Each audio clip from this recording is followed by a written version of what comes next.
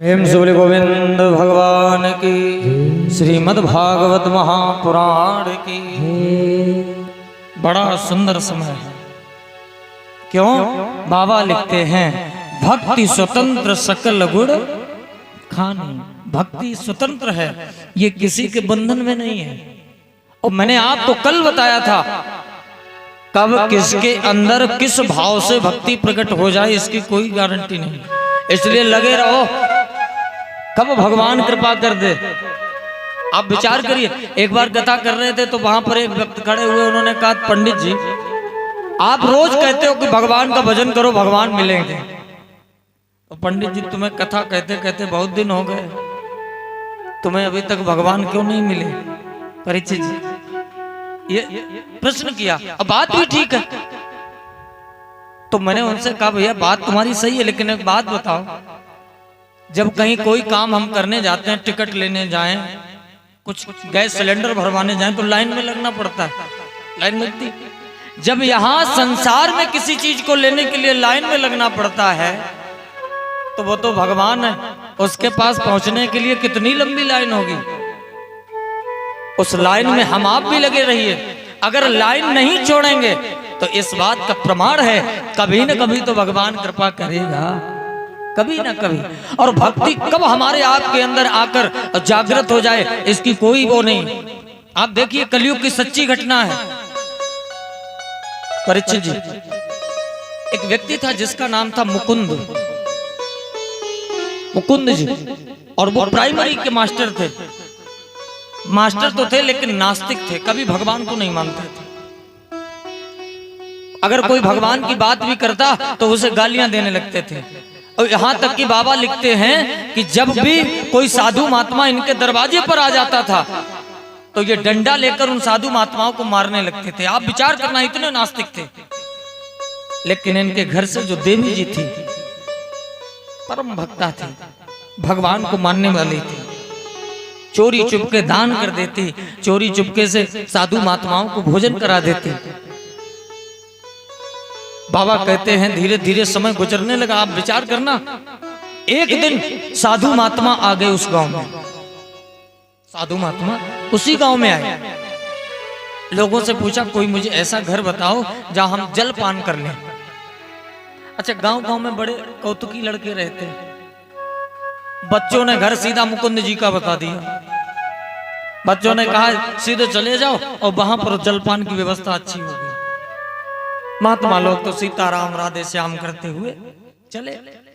मुकुंद जी के दरवाजे पर आए, आवाज लगाई। मुकुंद जी तो थे नहीं, स्कूल में पढ़ाने गए थे। देवी जी निकली। देवी जी ने देखा, मुकुंद जी, महात्माओं ने प्रणाम किया, देवी जी ने भी प्रणाम किया। बाबा कैसे आना हुआ?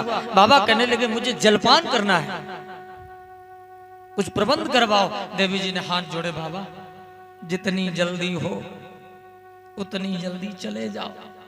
अगर कहीं स्वामी जी आ गए तो जलपान अच्छा वाला हो जाएगा। महात्मा लोग कहने लगे हम क्या भूखे चले जाए? भगवान को मानने वाली मुकुंद जी की पत्नी ने जल्दी जल्दी भोजन बनाया। भोजन बना के महात्माओं को परोस दिया। और परीक्षित जी बार बार भोजन परोसे और बार बार घर के बाहर निकल के देख। तो परीक्षित जी, मुकुंद जी की जो पत्नी थी वो भोजन परोस दे और बार बार भोजन परोस करके घर के बाहर देखे कि कोई पति देव तो स्कूल से नहीं आ गए। महात्मा लोग चिंतित थे। महात्मा लोगों ने कहा देवी तुम बार बार बाहर भोजन परोस करके बाहर क्यों जाती हो? पत्नी ने रोते हुए सारी बात बता दी। हमारे पति इतने नास्तिक हैं कि अगर उन्होंने जान लिया कि आप लोग आए हो तो आप लोगों की मरम्मत अच्छी करेंगे। महात्मा तो संत है। संत ने कहा देवी चिंता मत करो, आज हम तब तक नहीं जाएंगे जब तक तुम्हारा पति नहीं आ जाएगा। या तो आज उसे नास्तिक से आस्तिक बना देंगे, नहीं तो आज से भगवान का भजन करना बंद कर देंगे। देवी जी बड़ी व्याकुल। अब इधर मुकुंद जी महाराज स्कूल से चले, गांव के किनारे आए। बच्चों ने कहा वाह मास्टर साहब, तुम तो स्कूल में पढ़ाने गए और तुम्हारे घर पे तो भंडारे चल रहे।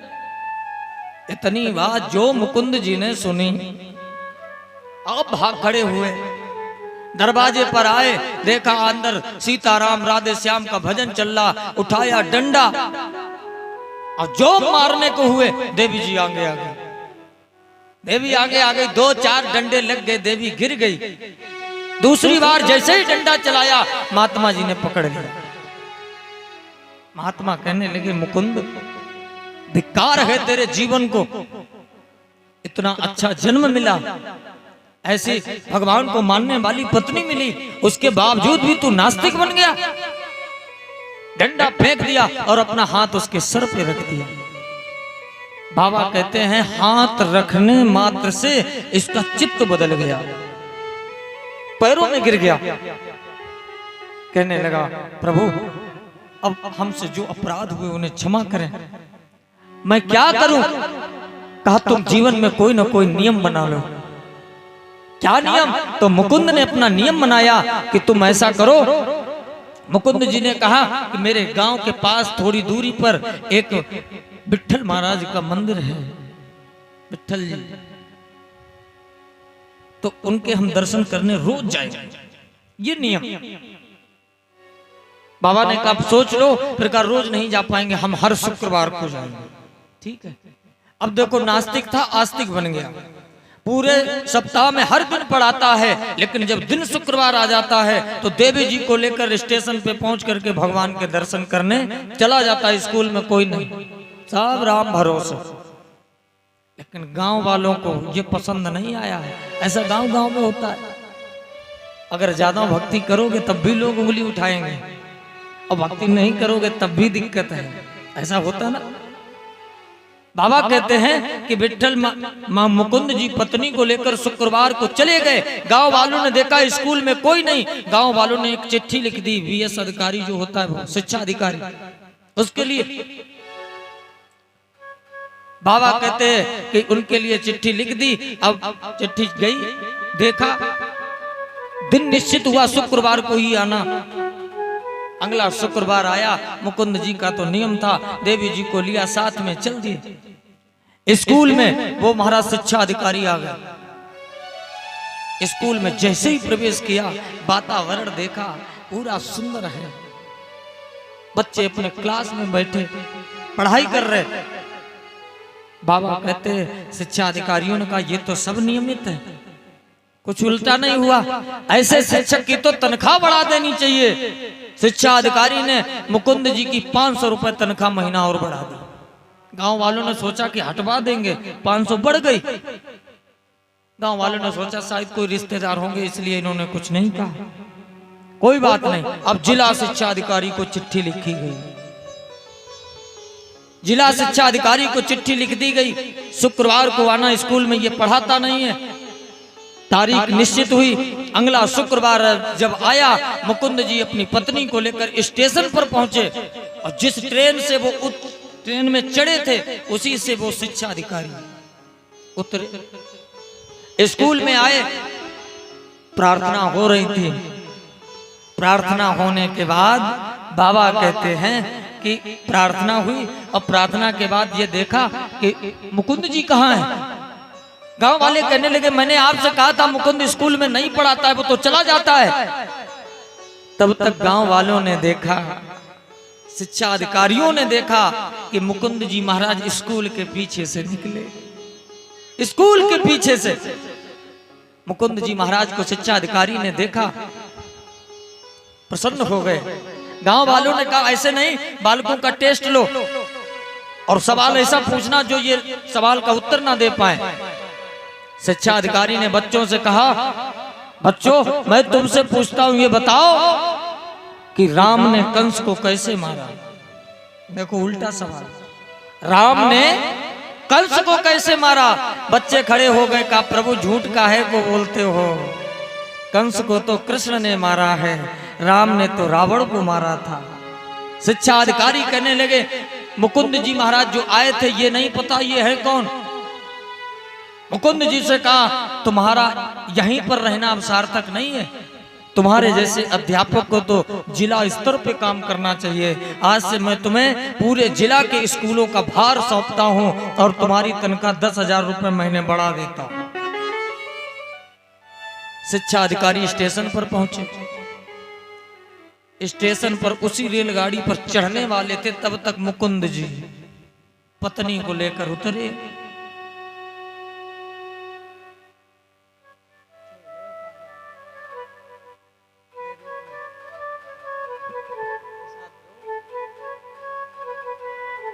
उसी स्टेशन पर मुकुंद जी महाराज जिससे उतरे थे, उसी से शिक्षा अधिकारी चढ़ने वाले थे। मुकुंद जी को देखा एकदम, आप तो स्कूल में थे और यहाँ मुकुंद जी कहने लगे हम तो सुबह से स्कूल में नहीं गए।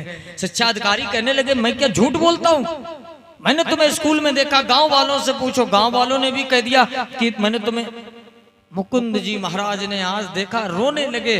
कहा मैं तभी कहूं, मैं हर शुक्रवार को जब भगवान के दर्शन करने जाता था उनके चेहरे पर चमक थी। आज जब मैं दर्शन करने के लिए गया तो चेहरे पर मलिनता थी। मैं सोच रहा था कि ये क्या हुआ। मैं तो दर्शन करने के लिए जाता था, लेकिन बिहारी मेरी पहरेदारी, मेरी चौकीदारी करने स्कूल में जाता था। ऐसे पद का मुझे नहीं चाहिए पद। और महाराज मुकुंद जी ने कहा कि मैं इस पद को लेने के लायक नहीं रहा, मैं नौकरी से इस्तीफा देता हूं। पत्नी से कहा हम इस गांव को छोड़ देंगे। सारे लोग मिलने आए। जो व्यक्ति नास्तिक था वो इतना बड़ा आस्तिक बन गया, जिसकी हाजिरी देने भगवान आए। यहां तक तो छोड़ो, जो गांव का मुखिया था वो भी इनके पास आया। मुकुंद जी से कहा मैंने सुना है तुम्हें भगवान के दर्शन, भगवान ने तुम्हारी जगह पर मास्टरी की। मुकुंद जी ने कहा कि प्रमाण क्या है।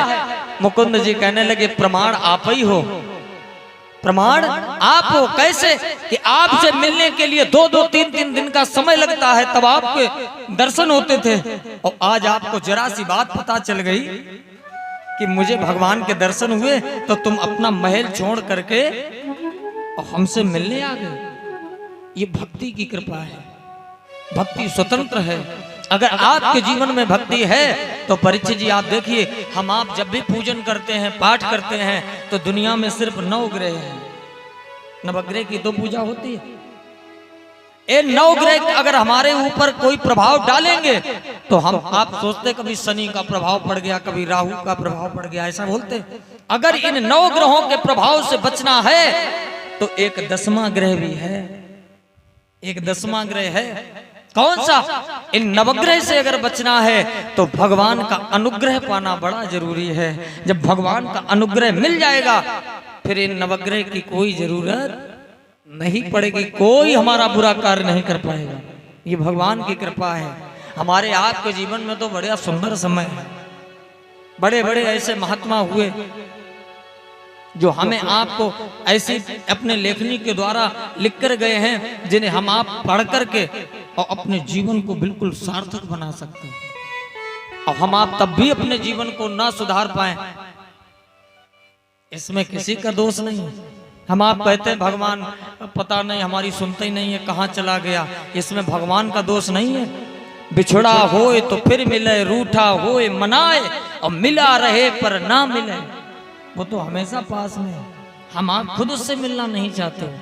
उससे मिलने का सिर्फ एक ही साधन है, मन में भाव, श्रद्धा और प्रेम लाकर अपने आसन पर बैठकर जितना समय मिलता है जीवन में भगवान के प्रति आश्रित हो जाइए, क्योंकि ये जीवन बहुत थोड़ा है। मुक्ति का साधन हमारे आपके जीवन में मात्र 500 ग्राम जिंदगी मिली थी। 500 ग्राम। अब आप कहेंगे पंडित जी 500 ग्राम कैसे? 500 ग्राम जिंदगी मिली है, उसमें 300 ग्राम खत्म हो गई, 200 ग्राम बची है। जैसे एक माता जी के यहाँ रिश्तेदार आए और उन्होंने एक बालक को 20 रुपए दिए और कहा जाओ दुकान पर चले जाओ, दूध ले आना। दूध लेने के लिए दुकान पर गया। पहले के गिलास चलते थे, बड़े से होते थे और उसमें नीचे कटोरी जैसी लगी होती थी, ये लगता था कि कटोरी जैसी। तो वो दूध लेने के लिए गया दुकानदार के पास, 20 रुपए दिए, उसने दूध किया, दूध नहीं आया गिलास में। कहाँ करें? तो उसने गिलास को उल्टा कर दिया। जो गिलास में दूध था वो फैल गया, वो कटोरी में का कर दो, कटोरी में कर दिया। बच्चा चला आया घर। जब घर पहुंचा माता जी ने पूछा दूध ले आए? कहाँ ले आए? कहाँ है? भाई कटोरी वाला दिखाया। बस इतना ही मिला। बच्चे ने वो भी पलट दिया। इसमें मिला था, आया नहीं तो इसमें कर लिया। मतलब वो 300 ग्राम जिंदगी तो गिलास वाली खत्म हो गई, 200 ग्राम बची है, कम से कम उसे तो सुरक्षित कर लो। हाँ? ये हमारे आपके जीवन में ये मार्गदर्शन कथाओं के, भागवत के होते किस लिए होते? इसीलिए होते हैं कि हम अपने जीवन को सार्थक बनाएं। आइए राम जी का नाम लें, उसके बाद में पतित पावनी कथा में प्रवेश करें, जहां पर कल कथा को विराम किया।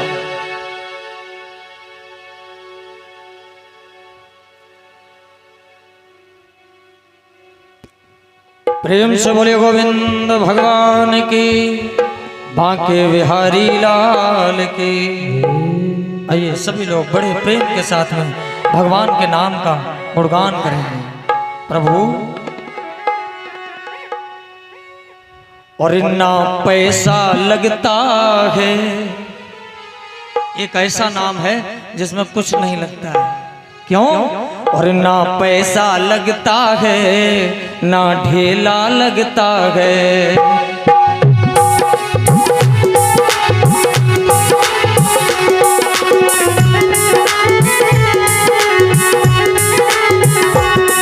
ना पैसा लगता है, ना ढेला लगता है, ना पैसा लगता है, ना ढेला लगता है।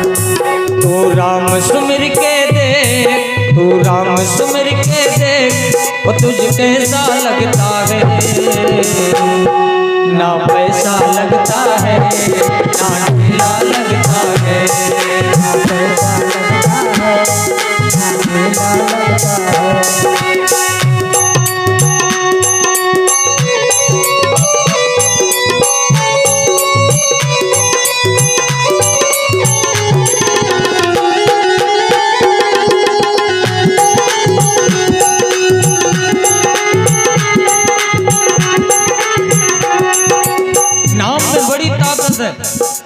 हमारी आपकी तो छोड़ो, ऐसे ऐसे लोग तर गए जिनकी कोई तुलना नहीं थी कि ये तर जाएंगे। कौन कौन? गीदी अजा मिल गड़ी का तर गई, तर गया सदन कसाई। गीदी अजा मिल गड़ का तर गई, तर गया सदन कसाई। हाँ गीदी अजा मिल गड़ का तर गई, तर गया सदन कसाई। गीदी अजा मिल गड़ का तर गई, तर गया सदन कसाई। राम नाम का सुमिरन करके तर गई शिवरी माई। राम नाम का सुमिरन करके तर गई शिवरी माई। क्यों? ना पैसा लगता है, ना ढेला लगता है, ना पैसा लगता है, ना ढेला लगता है, ना पैसा लगता है, ना ढेला लगता है।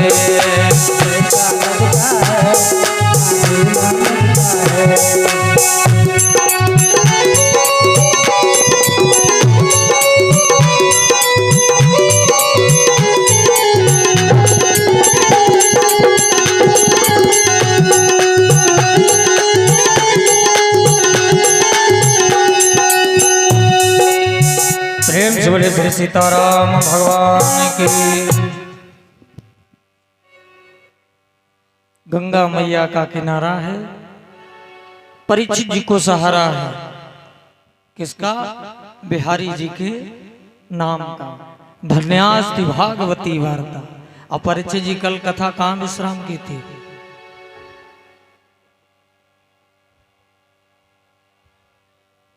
अयोध्या में। कल के समय में हम आप कथा को सुन रहे थे, भगवान ने धनुष को भंग किया और उसके बाद में जनकपुरी से पत्रिका अयोध्यापुरी में गई है। और अयोध्यापुरी में जब सबने पत्रिका को पढ़ा है तो बारात की तैयारी हो रही थी। यहीं पर तो कथा विराम हुई थी। और तैयारी कैसे हो रही थी? छैल छबीले हते सब नए लोग तैयार हुए एकदम से, पूरी बारात तैयार हो गई। अवधवासी के कुछ बुजुर्ग थे, उन्होंने कहा हमें लिए चलो, हमें लिए चलोगे तो लाभ मिलेगा। अब बच्चे कहने लगे तुम्हारी वहां क्या जरूरत है, हम लोग चले जाएंगे। लेकिन कहा नहीं, हमें लिए चलो। और कितना बढ़िया संकेत है, बुजुर्गों ने कहा मुझे साथ में ले चलो। बच्चे कह रहे तुम्हारी क्या जरूरत है, बस यही दशा आजकल राम कथा सिखाती है। आजकल भी हमारी नई पीढ़ी बड़े बुजुर्गों से अगर कोई बात हो जाए तो तुम्हारा जमाना अलग था, तुम क्या जानो। हाँ यही तो बोलते हो, तुम्हारा जमाना क्या था। देखो आपको एक बात बताएं, बुढ़ापा क्या है? अनुभव और तजुर्बे का प्रतीक है। जो बुजुर्ग लोग हैं, क्यों आप ऐसे समझिए, किसी अगर गांव में आग लग गई और उसमें दो रहते थे, एक अंधा और एक लंगड़ा, सब तो भागने लगे, अंधा उसी तरफ भागा जिधर आग लगी थी।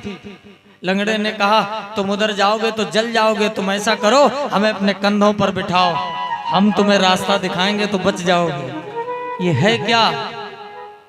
अंधा कौन है? हमारी नई जवानी पीढ़ी। बुढ़ापा लंगड़ा हो गया है, ऐसे ना समझे। जवानी का जोश और बुढ़ापे का होश जब तक एक साथ नहीं होंगे तब तक सामाजिक समायोजन सही नहीं हो पाएगा। बाबा कहते हैं बुजुर्गों ने कहा हमें लिए चलो, हमारी जरूरत पड़ेगी, तो भरत जी ने कह दिया